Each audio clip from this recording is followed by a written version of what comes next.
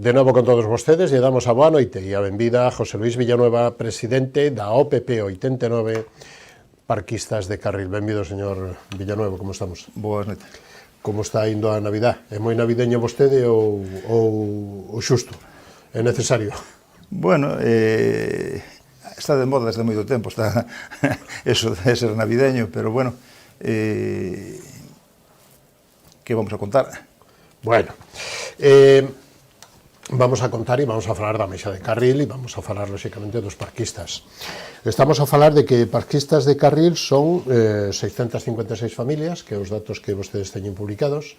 Sí, esos son os parquistas, as familias que realmente que teñen cultivan, que teñen parques de cultivo. Bueno. Parques de cultivo hai 1280 e algo. Sí. Correcto, 83. Efectivamente. 1283, que son parques. Son Pois cuantos? o 90% dos existentes en todo Galicia. Claro. E de todas estas familias, de esos 656 familias ou, digamos que productores ou mariscadores, dentro da agrupación de parquistas, que está a maioría? A maior parte, sí, a inmensa maioría. A inmensa maioría. Ten máis, por decirvos, dar un dato, ten máis socios a agrupación de parquistas, para a OPP, que a propia cofradía no seu conxunto, porque non todos os parquistas son socios da cofradía de pescadores. Bueno, dato tamén importante. E digamos que cada produtor traballa e coida a súa parcela, non? O seu parque. Sí, a veces tamén se axudan entre eles. Bueno, pero sí, cada un é titular das súas concesións. Claro, e estos traballos consisten en limpeza de algas, en loita contra os depredadores, en renovación de area ou de fondos. Ou de sí, hai que eso, manter o sustrato en valor, hai que telo saneado, limpio, preparado, para iso se requere ter oficio, e logo pois hai que preparalo pois obviamente para o cultivo, e logo pois eso ten que ter un mantemento, que é a retirada de algas, o control de depredadores, claro, e facer os estudios que hai que facer para logo facer as previsións para que chegue ao mercado, finalmente, claro. Estos traballos levan, non sei de que xeito, dirá vostede, influyen na produción, non? É dicir, na cantidade de marisco que logo se recolle, non? Por suposto, non todo o que se sembra se dá recollido. Polo camiño vai quedando un porcentaxe que depende como se faga, como se trate o tema, pois chega un porcentaxe ou chega outro, ao final. Claro. Ou ningún. Pero a agrupación de parquistas de Carril ten unha productividade, recolle máis cantidade de marisco, de ameixa, de bivalvo, que a maioría das cofradías ou que o resto das cofradías. Os parquistas, sí. Claro. Sí, bueno, hai unha forma de facer. Claro, e iso supoño que tamén está dentro, e é recoñecido incluso por a Asociación de Depuradores, que é dicir que sodes un pouquiño o exemplo na productividade. Se todas as cofradías, se todos os bancos marisqueiros produciran o nivel que producides vos, Galicia sería... Non necesitaríamos para nada importar os depuradores, non necesitarían importar ameixas de fora de ningún outro sitio, obviamente. E aí influyen, digamos que, a ver se son capaz dous conceptos, non? Un é que eu son o responsable da miña finca, da miña parcela, non? Do meu parque ou dos meus parques, dos que teño, vale? Ou dos que lle coide o veciño ou o amigo, non? E ese concepto non o ten o que vai por marisqueo por libre, non? Claro, vamos a ver, é que hai un refrán que di que o que é de todos non é de nadie. Cando un se sinte dono da súa parcela, cando sembra o seu marisco, cando quita o diñeiro do seu bolsillo para invertir no parque, tanto para comprar a area e botarlle, como para pagar todas as tasas que hai que pagar, como para comprar a semilla, que non é a fondo perdido. Entonces, síntese dono de eso e responsable de eso. Hai exemplos clarísimos de como se procede. Por exemplo, cando hai algas, cando sempre, a principios de verán, pois as algas empezan a abundar e finalmente, pois cando chega pois o final de verán, os primeiros temporales que salen, botan fora pois as algas que están depositadas nos fondos, algas mortas, sobre todo, e botanas á playa. E podes ver como actúan os parquistas aí, en ese mesmo momento, primeiro acudirlle a quitalas de inmediato, logo xa se queixarán, logo todos son queixas, logo todos son reumas, todos son dolores de espalda, todos son unha chea de problemas, pero xa unha vez feita a labor. De principio, os parquistas volcanse en quitar as algas que lle van a matar o marisco, mentras que outros sectores o que se dedican basicamente é a chamar á prensa, a pedir aos concellos e aos demais que vayan ali a mirar cantas algas teñen encima, o sea, a facerse o victimismo. E, sin embargo, pois, é contradictorio para sacar adiante o... É unha cuestión de mentalidade, De sentido, de sentimento de propiedade e tamén, lóxicamente... De profesionalidade tamén, claro, obviamente. De profesionalidade. Obviamente. Nos últimos anos se ve que no mar pois apareceu censada un montón de xente que moi pouco tiña que ver co mar. Xa, que era unha alternativa, pero... Era unha alternativa, claro, ao paro que había e a todas estas cousas, e era un refuxio fácil de acceder a él, entras nel, e ao pouco tempo estás cobrando unha axuda, estás de baixa, en fin, todas estas cousas que ao final, incluso o ICM fano tambalearse, sabes? Vostedes teñen un sentimento de empresarios, non? De propiedade. A propiedade non é súa, pero teñen un dereito de hai un dereito a concesión durante, claro, ahora nós temos por 50 anos. Igual que un bateeiro, correcto, ten unha concesión administrativa para a explotación de... Exactamente igual. E a batea, o que a batea é súa. Claro, a batea é súa, a área dos parques é nosa, que a botamos, despois os mexillóns tamén son do mexilloeiro, e as ameixas tamén que se dan ali son dos parquistas. Eso é así. Pero contra isto é unha competencia a hora de velo desde os dous prismas, desde os diversos ángulos. Podes ver que, por exemplo, o marisqueo a pé, o marisqueo a flote e demais explotan bancos naturales. Non teñen que facer inversións en eso, pero para nada. Eso antes se facíase cando abrían as vedas e a xente traballaba e, claro, non había acceso a ese tipo de axudas que hai agora e demais. Se eras profesional, traballabas e ibas e dependías de eso e traballabas o mar. Era un mantenimiento continuo. Agora, pois, non é así. Os paros estos que se producen, ceses de actividade e demais, ao final redundan en máis pobreza. Mentres que nun parque de cultivo non pode pasar eso. Non pode pasar. Que importancia ten para o desenvolvemento da súa actividade e a promoción da ameixa o ser Organización de Produtores Pesqueiros, a OPP 89, señor Villanueva? Vamos a ver, ser OPP é un paso máis adiante. En Bruselas, na Comunidade Económica Europea, non se contemplan as cofradías, o que se contemplan son as organizacións de produtores.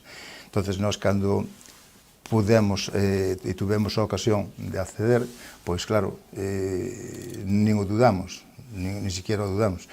Era unha oportunidade que se presenta unha vez na vida, o colles o tren ou non colles, unha de dúas, que quedas en terra. Entonces, como xa se perderon moitas cousas ao longo destes últimos anos, a revolución industrial e demais, pois hai que mirar un pouco tamén hacia o futuro, non? Entón, pois aproveitamos a ocasión e ao amparo deso, pois puxemos en marcha o proxecto das naves do muelle do ramal. Sí, pero eso, claro, falan así das naves, bueno, as naves hai que decir que é un centro de clasificación, un centro de almacenamento, un centro de rexistro, un centro de moitas cousas, co cal, digamos, que vendría a ser, digamos que, o gran centro da ameixa de Carril, non? Dos parquistas. Vamos a ver, os parquistas de Carril, xa dixen antes, é o 90-95% da parte socioeconómica da cofradía de Carril. E a estas alturas, eu creo que non fai falta escudriñar moito para saber que o único que salva a cara en canto ao marisqueo na ría é precisamente Carril. E Carril gracias aos parquistas. Entonces, os parquistas o que non se poden é estar aí esperando que a política das cofradías desenvolverse do mesmo xeito, porque eso está sendo un lastre constantemente, e isto xa foi analizado, xa hai tempo polo meu equipo, tanto que éramos da cofradía como da agrupación de parquistas. E bueno, pues pensamos que poñer en marcha un proxecto que potenciara as dúas entidades, claro, que unidos se conseguirían pues moitísimas cousas, o sea, ese era o obxectivo, e sigue sendo por parte de parquistas. De feito, firmamos un convenio ca Cofradía de Carril no seu momento que unificaba, unía e condenaba a 5 anos. Claro, mal sea que en 5 anos calquer desavenencia que non desapareza, sabes? Claro, porque vendo como vai a economía, cando vai a ben, pois, lóxicamente, nadie quere ir na economía hacia atrás, todo o mundo quere ir hacia adiante. E iso, pois, bueno, ese, penso, que é a aposta pola unión, de esforzos e o aproveitamento das oportunidades. Eso, e sigo pensando así. Antes de entrar nese tema, nesa, non sei se chamar guerra ou... Non, guerra para nada, non... Non hai guerra? Non ten que habela, o que ten que haber é sentido común. Vale, bueno, pois antes de entrar en todas esas desavenencias ou diferencias ou que hai entre os parquistas e a cofradía, e os parquistas, que eu non poño nin un diante do outro, nin o outro diante de outro. Eu non estaba atacando a nadie. Xa, por eso, definindo. Defendo un proxecto desde o principio. Vostede estaba definindo unha situación. Claro, exactamente. E cada un mira os seus intereses, e hasta onde poidamos compartimos, e se non vamos por cada un polo seu lado. Bueno, pero antes de eso, me gustaría, señor Villanueva, que estamos pechando o ano, que é o último martes do 2025. Como foi este ano desde o punto de vista da produción, desde o punto de vista das ameixas? Non sei se quere facer un conxunto total, xapónica, fina, babosa, tal, ou como queira. Nos últimos anos estamos asistindo a unha desaparición das especies autóctonas, sobre todo empezou polo berberecho, agora a babosa, e cada vez vai a menos, e penso que isto requiere de aunar esforzos que a administración e administrados pois aposten máis pola investigación para saber que é o que pasa, porque eu creo recordar xa algún episodio parecido a este hai moitísimos anos, pero moitos, sendo eu ben noviño, que algunha vez tamén fun novo, Entonces, pois, estes episodios que teñen que obedecer a algunha circunstancia, e non me refiero, non creo para nada que sea nin cambio climático, nin a guerra de Ucrania, claro. De momento non. Nin a pandemia, nin o que pasa en ningún outro sitio. Eu non creo en eso. A mellor estou equivocado, pero non creo que sea eso. Porque, ademais, está clarísimo que Carril, o que son os parques de cultivo de Carril, rodeados por marisqueo a pé e marisqueo a flote, que isto non o pode rebatir nadie. En pandemia, con guerras e con cambios climáticos... A mesma situación que teñen os demais. Claro, pero que Carril facturou máis que incluso en pandemia creceu. En pandemia crecemos e se batiron precios de récord. Mentras que outros xestionaban a rienteira, e os seus datos cada vez eran máis catastróficos. E as disculpas eran precisamente todas estas que estou citando, que a mí me parece, pois, vamos, unha salida por vamos, fora de non ten nombre. Está clarísimo. Si Carril é capaz de, en estas circunstancias climáticas, que é o mismo medio, pois ter esos datos, quere dicir que algo se está facendo mal en algún outro sitio, en nos outros sitios. Algo non se está facendo ben.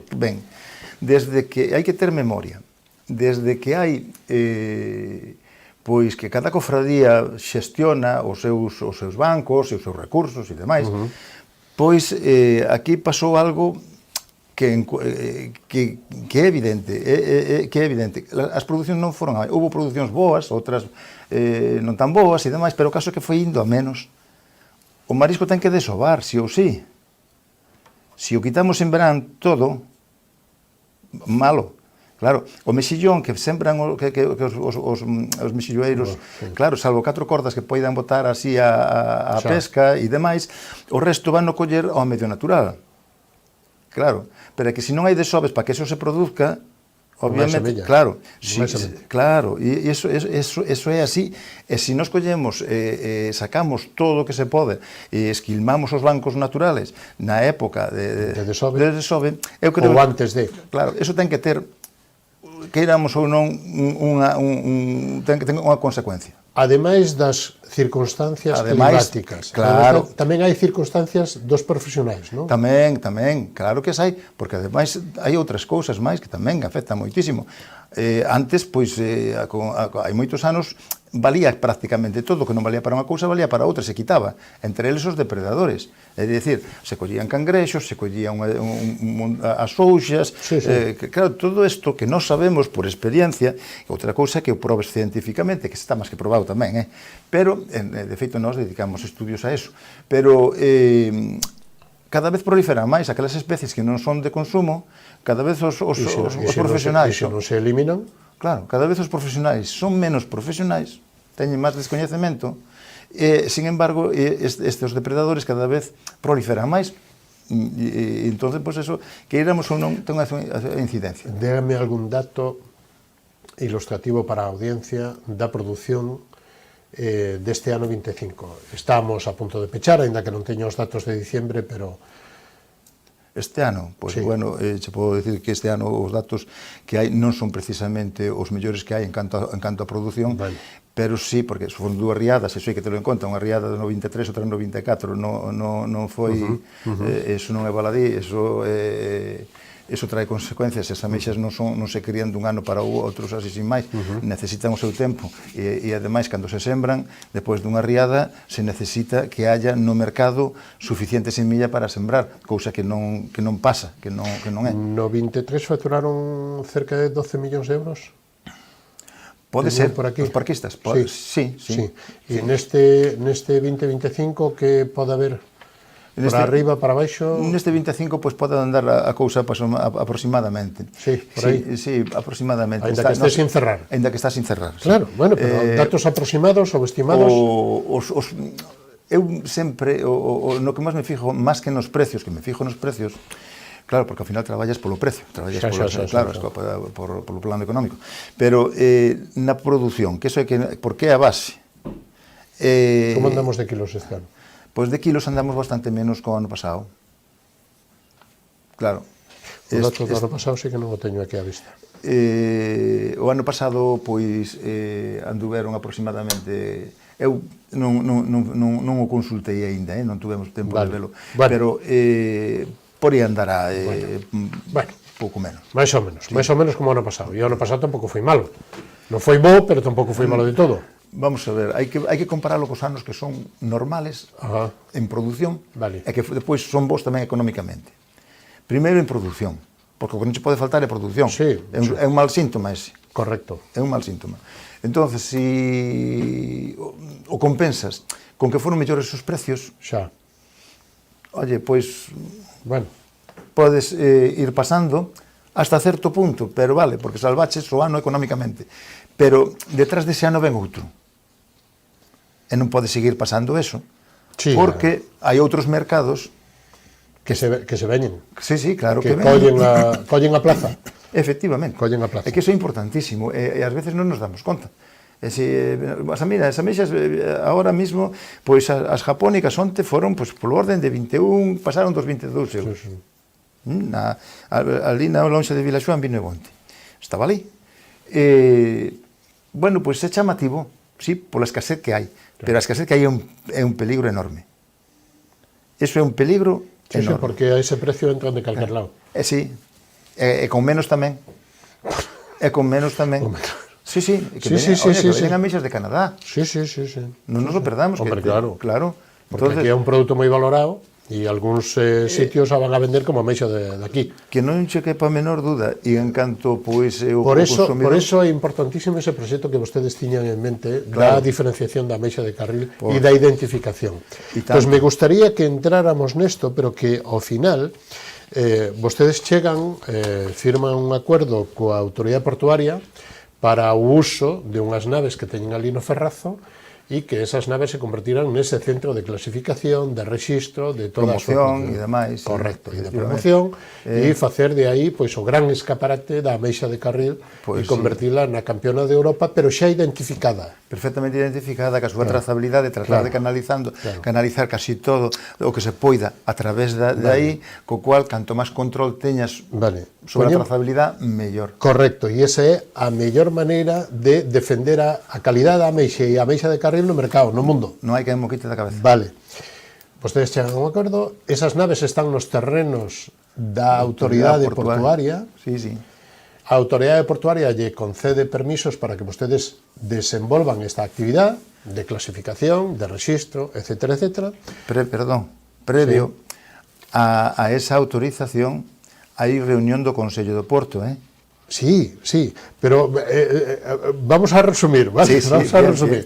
Entón, vostedes empezan a traballar aí, a clasificar, a tal e cual, teñen acuerdo e permisos da Consellería do Mar, todas as bendicións de todas. O Concello de Vilagarcía a favor, lles deixa operar, chega o mes de decembro e a vostedes lle faltan unha serie de requisitos e o Concello dice, hai que parar isto.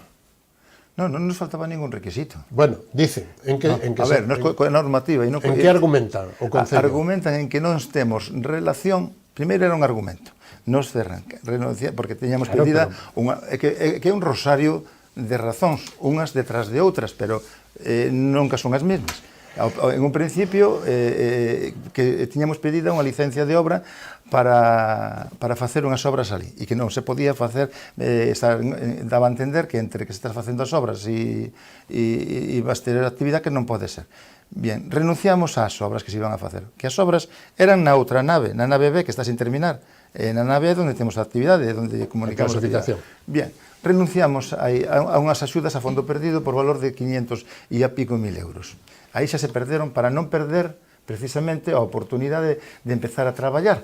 Para poder continuar. Claro, e sacrificamos eso para non discutir máis. Abrimos, un novo expediente e notificamos novamente ao Concello que o inicio da actividade.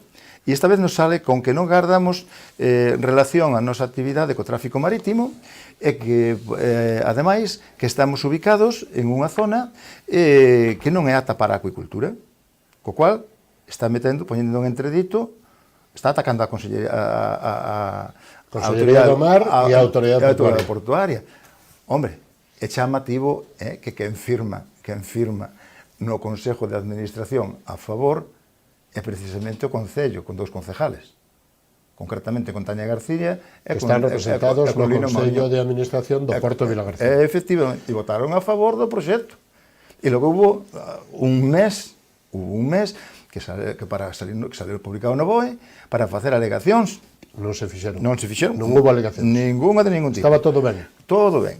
E máis, hubo unha alegación que a fixo un particular, en este caso fora o ex-alcalde, Joaquín Gago, Javier Gago, fixo a súa alegación e contestou o abogado do Estado, quitándolle a razón. Bien?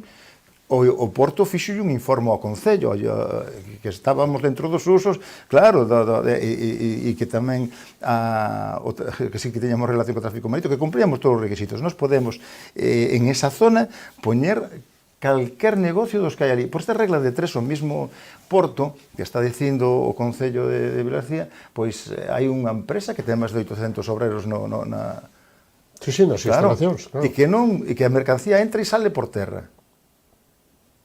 Non é como nós, que unha se entra por terra e outra entra por mar. Ben, pero eso é o mesmo. Que pasa? Que son 800 traballadores e que... Ustedes son 600 e pico. Os 600 e pico. Bien, eso por un lado. Pero quero dicir que esta discriminación que fai o Concello... Pero vaya lío e vaya no mes de decembro... que é o mes máis o mellor mes do ano. Sí, vamos a ver, a forma de proceder do Concello desde o principio xa nos ven perxudicando bastante, porque, é unha persecución constante. Entonces non entendemos por que temos que ser nós de segunda clase. Non entendemos, nin porque a cofradía de Vilaxoán tamén ten que ser unha cofradía que non teña o mesmo dereito que a de Carril. Estamos no mesmo Concello. E con independencia de eso, de estar ou non, Somos parquistas que podemos vender na cofradía que nos veña en gana. E ao depurador que nos veña en gana. A calquer Para eso son cliente organización autorizado. de productores. Efectivamente, e son particulares. claro. Claro, e somos parquistas, que non estamos sometidos a un cupo, non facemos ningún esforzo na pesca extractiva. Entonces, os parquistas teñen o seu dereito, porque as ameixas de carril que non salgan pola porta da lonxa de carril non son as auténticas. Isto dixo o alcalde. E as únicas ameixas que salen auténticas de carril son as que salen pola porta da lonxa de carril. Que postura ten ante esta situación a cofradía e o presidente? Bueno, a cofradía, pois, digamos que desde que tomou o poder dela o propio Concello, a cofradía, pois, lóxicamente, pois, o patrón maior que actual, que era do noso equipo, xunto con un par de membros máis que tamén eran do equipo noso e estábamos todos, pero alineados no mismo proxecto, unha vez que se fixo cargo da cofradía e foi posto, ademais, apoiado por todos nós, precisamente para quedar aí, pero bueno, o que non sabíamos era que iba a reaccionar e ter este entendemento en contra nosa e que xa de pronto xa non facían falta as naves ni o... Claro. Eso xa pasou a Viriato, Pero aquí, digamos, a ver se son capaz de entendelo e digamos que haxa unha bombilla. Por esta situación, vostedes son perxudicados. E tanto. E a cofradía de Santiago Apóstol, a cofradía de Carril, para que nos entenda a audiencia, é beneficiada? Sí, obviamente. Por qué? Porque se nos estamos cerrados, eu mesmo lle dixen aos propios parquistas que sean prácticos, o sea, que non perdan, o sea, porque hai que tratar de canalizar as ventas e a cofradía non é responsable nin culpable. Ten unha mala dirección, que é distinto. Xa. Ten unha mala dirección, ten unha dirección que é equivocada, pero nós non podemos fomentar as ventas. A cofradía quere forzar que vostedes vendan todo por parte na cofradía para quedarse, digamos, que corra, pero... Más que nada. Eso a cofradía por un lado. E por outro lado, outro tipo de intereses que non entendo. Pero non lle poden obligar a vostedes, ou tendrían que chegar a un acuerdo, pero polas boas, porque polas malas vostedes poden ir a calquer lado. Agotamos todos os recursos ao noso alcance para que o convenio non se rompera e tratar de ter un entendemento. Pero claro, cando se sentan en unha mesa a decir que van a reinterpretar un convenio que xa leva funcionando 3 anos, pois, oye, non entenden como vas a reinterpretar. O que di, e non cabe lugar a interpretación porque é clarísimo. Claro, pero no momento en que alguén lle di que poden facelo e que non ten consecuencias e que aí están, as consecuencias veremos a ver se as ten ou non as ten.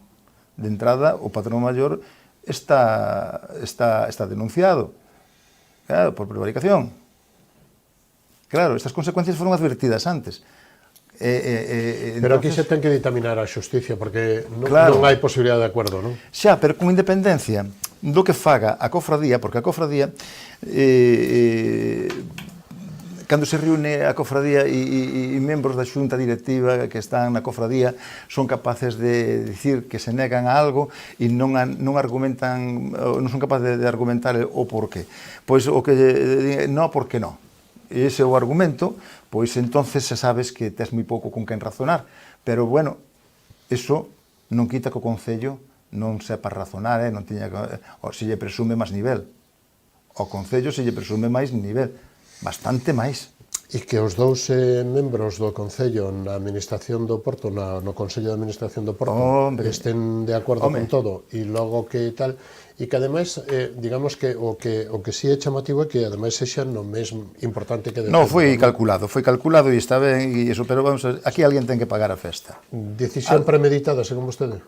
Por suposto, sí, non, eu, vamos a ver, e apostaría, e non son de apostar, pero que aquí alguén ten que pagar a festa. Son dúas administracións, unha do Porto, a da Autoridade Portuaria, que está dicindo ao Concello, o Concello está dicindo que nos dou unha concesión que non era apta para isto. Iso é grave. Non estamos convencidos de que o Porto actuou correctamente, e non nos cabe a menor dúda. Pero incluso o Concello logo lles deixou, autorizou a... Non, e aprobou, autorizou, e máis, estuvo por a labor, porque o diseño das dúas naves, así da forma en que están, saleu do Concello, que non saleu da nosa idea, foi un consello que se nos dou desde ali incluso. Pero bueno, que sin entrar en eso hai que ceñirse os papeles, a documentación. E a documentación está clarísima, foron dos concejales do Concello que estuveron de acordo, que votaron a favor, e máis, creo que se aprobou por unanimidade, e logo despois ven os mismos, en este caso Tania García, pois é a que firma a non ineficacia do documento. Como saliremos neste ano que empeza? Non o sei, pero mira, as carreiras de maratón son carreteras largas, son de fondo. Sí, son de fondo. En eso machacan en ferro frío. Esta festa vai a ter que pagala a alguén e non vai a ser parquistas.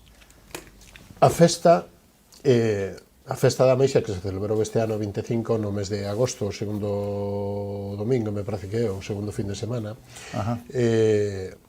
a Orden da Ameixa este ano non fixo evento.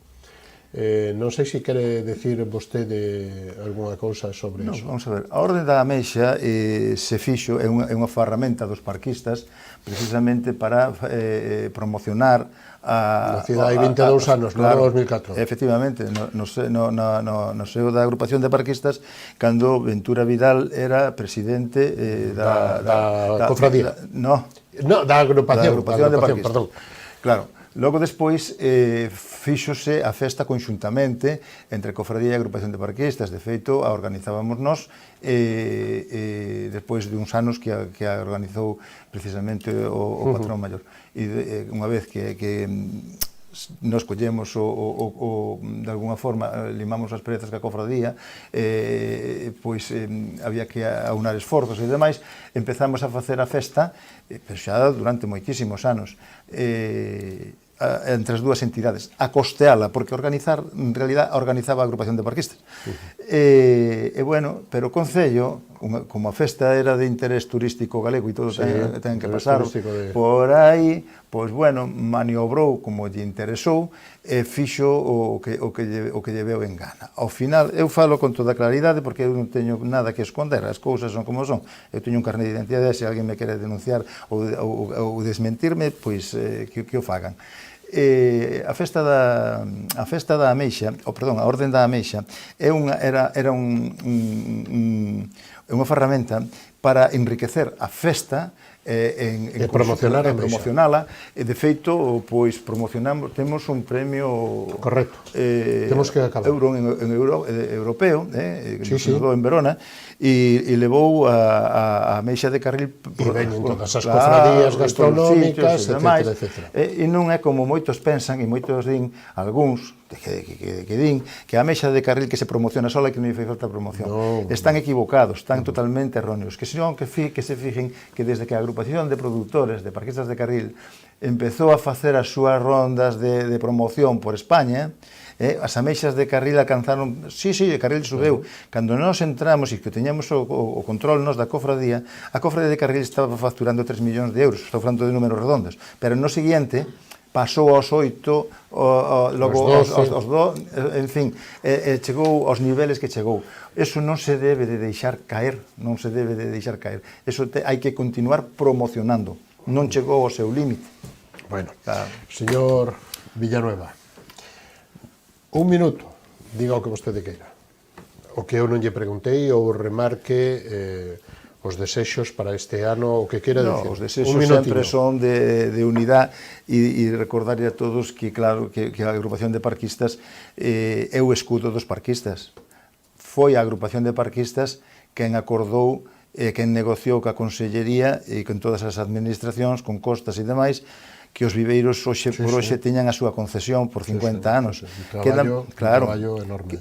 Unha loita de 30 anos. Un traballo enorme. De 30 anos aguantando o pulso, por eso digo que o de ser de maratón Iso é unha carreira de fondo e iso é moi de parquistas. Que, bueno, que a agrupación de parquistas está para eso.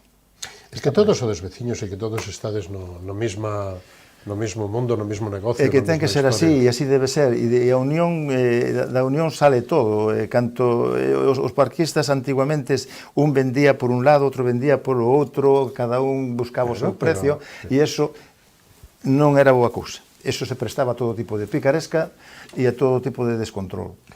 Señor Villanueva,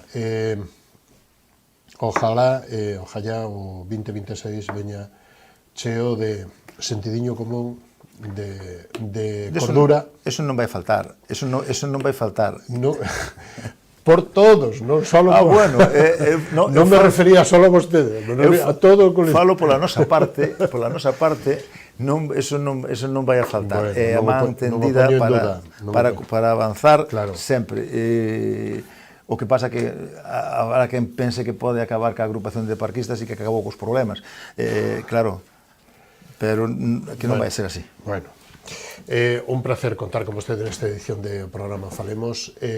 Feliz Navidad, feliz ano 2026, vindeiro próspero, e que se arranxen todos os problemas que serán bons para toda a agrupación, para toda a cofradía, lógicamente para toda a ría e para toda Galicia. A Meixa de Carril é de Carril, pero é de todos os galegos. Por suposto, por suposto. Moitas gracias a vos por contar con nós tamén e darnos a oportunidade de explicar. Un placer. Feliz ano. Nos vamos a publicidade, volvemos e recibimos ao portavoz de Compromiso Proutes, Manuel González. Con el analizaremos a situación política deste Concello Barbanzano. Hasta ahora mismo, non o perdón.